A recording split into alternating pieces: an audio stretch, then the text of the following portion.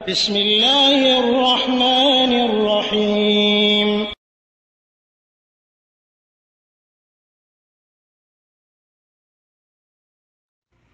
ওয়ালাইকুম আসসালাম রহমতুল্লাহ বারাকাত। সৌদি আরব আবহা থেকে আমাদের ভাই ওয়াহিদুল ইসলাম লিটু তিনি একটি প্রশ্ন লিখেছেন, কাফিরদের দেশে ভ্রমণের উদ্দেশ্যে যাওয়া জায়েজ আছে কি? আলহামদুলিল্লাহ ওয়াসসালাতু ওয়াসসালামু আলা রাসূলিল্লাহ, আম্মা বাদ। সম্মানিত ভাই, আল্লাহ রাব্বুল আলামিন বলেছেন যে তোমরা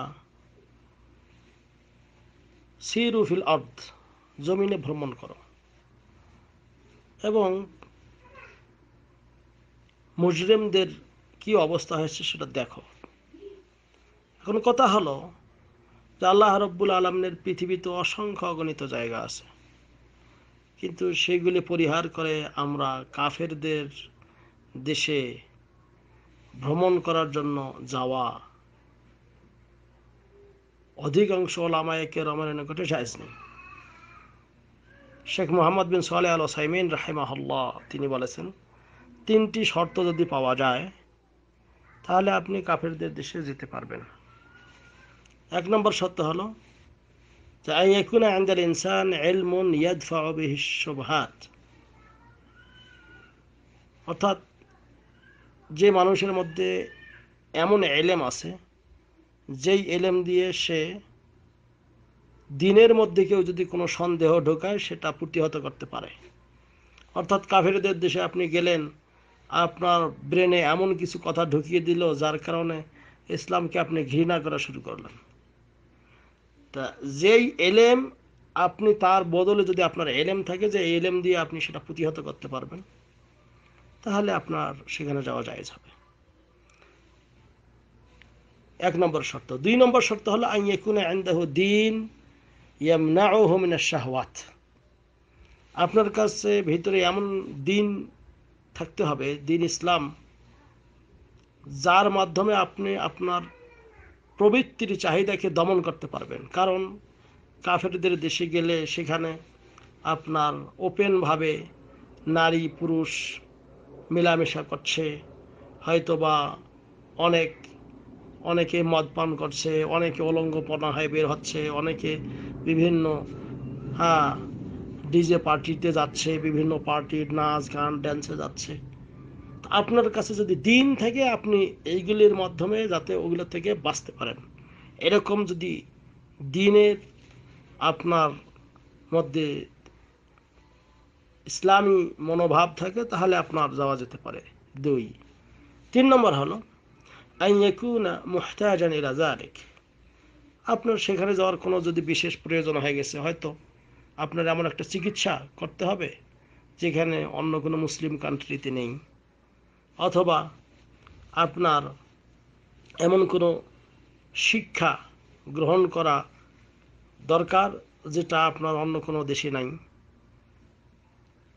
অথবা এমন কোনো জ্ঞান আহরণ করা দরকার যেটা অন্য কোথাও নেই, তাহলে সেক্ষেত্রে সেখানে যাওয়া জায়েজ হবে। তাছাড়া আপনার এই শর্তগুলি পাওয়া না গেলে এমনি শুধু ঘোরাফেরা করার জন্য অনেকে দেখবেন পরিবার পরিজন সন্তান আদি এগুলো নিয়ে সেখানে যাচ্ছে, যার কারণে সেখানে যে আপনার যে নারী স্বাধীনতা বলেন বা বিভিন্ন ধরনের এর মাধ্যমে আপনার তাদের দিন দুনিয়া সব নষ্ট করছে। এই জন্য তিনি বলছেন যে আম্মা সফর লিসিয়াহা ফি বিলাদিল কুফার ফাহাযা লাইসা বিহাজা, অর্থাৎ কাফেরদের দেশে আপনি ভ্রমণ করার উদ্দেশ্যে যাবেন, এটা আপনার কোনো প্রয়োজন নয়।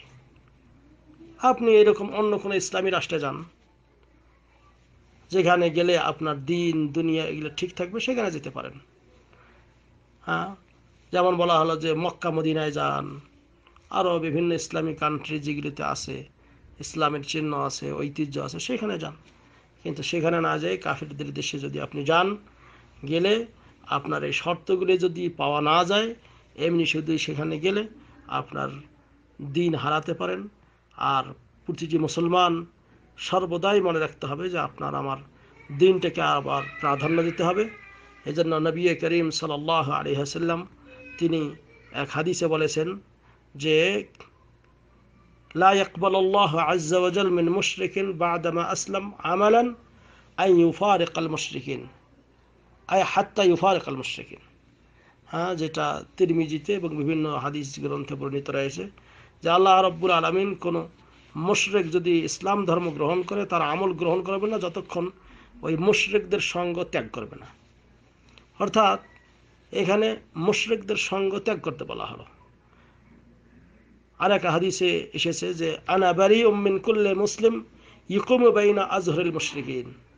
আল্লাহ নবী সাল্লাল্লাহু আলাইহি ওয়াসাল্লাম বলেছেন যে আমি প্রত্যেক ওই মুসলমান থেকে পবিত্র যারা মুশরিকদের মাঝখানে এরকম করে বসবাস করে। কারণ আল্লাহ রাব্বুল আলামিন বলতেছেন যে আলাম তাকুন আরদুল্লাহি ওয়াসিআ, হ্যাঁ, আল্লাহর জমিন কি প্রশস্ত নয়, সেখানে তোমরা যেতে পারো, সেখানে ভ্রমণ করতে পারো।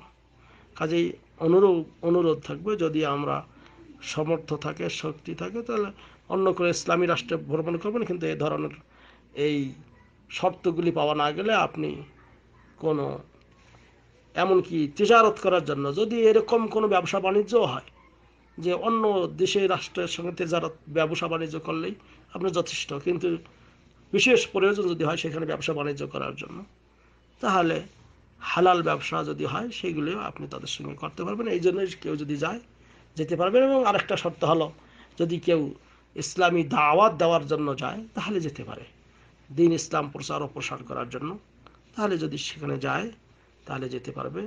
এই কারণগুলি ছাড়া এমনি ঘোরাফেরা ইত্যাদির জন্য এবং ইসলাম দিন নষ্ট করার জন্য যাওয়া যাবে না। হাযা ওয়াল্লাহু আ'লাম বিস-সাওয়াব। সাল্লাল্লাহু আলা নবিয়িনা মুহাম্মদ। আসসালামু আলাইকুম ওয়া রাহমাতুল্লাহ।